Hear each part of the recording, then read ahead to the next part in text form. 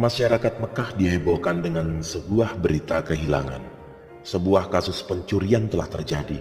Sebenarnya, kasus pencurian ini akan sangat sederhana penyelesaiannya jika yang melakukan pencurian tersebut adalah masyarakat dari kalangan bawah.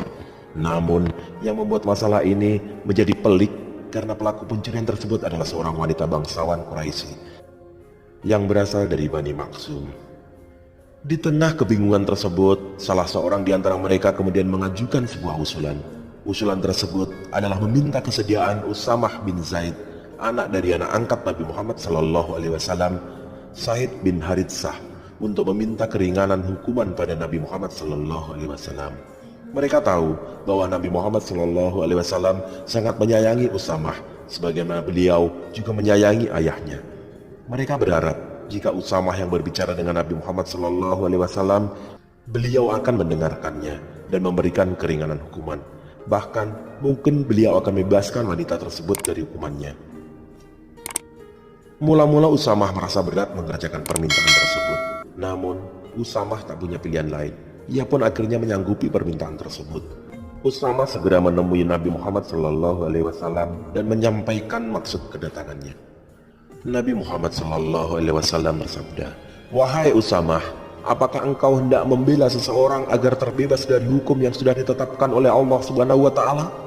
Dengan tegas, Nabi Muhammad SAW menolak permintaan Usamah bin Zaid. Setelah menolak permintaan Usamah, Nabi Muhammad SAW kemudian beranjak dan berbicara di hadapan banyak orang. "Wahai sekalian manusia, sesungguhnya yang membinasakan orang-orang sebelum kalian adalah jika ada salah seorang dari kaum bangsawan yang mencuri, mereka akan membiarkannya. Sebaliknya, jika seorang yang mencuri dari kaum lemah, mereka menetapkan hukuman padanya. Demi zat yang Muhammad berada dalam genggamannya, jika seandainya Fatimah binti Muhammad mencuri, niscaya aku yang akan memotong tangannya." Ucapan Nabi Muhammad SAW tersebut menghentak dan menyadarkan banyak orang betapa dalam Islam semua mempunyai kedudukan yang sama, tak peduli dari kaum bangsawan maupun dari kaum rendahan. Jika ada yang melakukan suatu kesalahan, ia harus dihukum sesuai dengan hukum yang ada tanpa pandang bulu.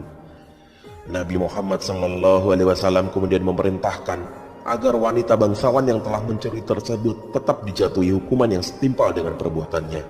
Hukuman bagi seorang pencuri adalah dengan dipotong tangannya. Tangan wanita tersebut pun kemudian dipotong.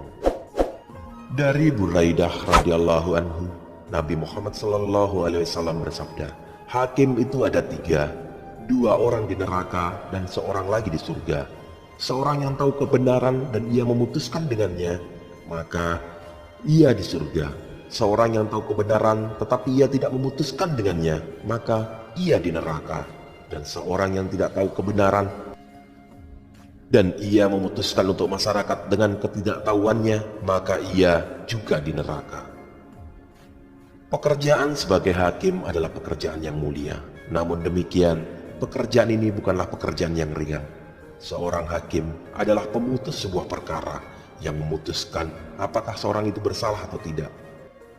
Oleh karena itu, pekerjaan hakim sering diibaratkan dengan menaruh satu kaki di surga dan satu kaki lagi di neraka. Jika seorang hakim dapat berlaku adil dan mengambil keputusan yang tepat, ia akan berada di surga. Demikian pula sebaliknya.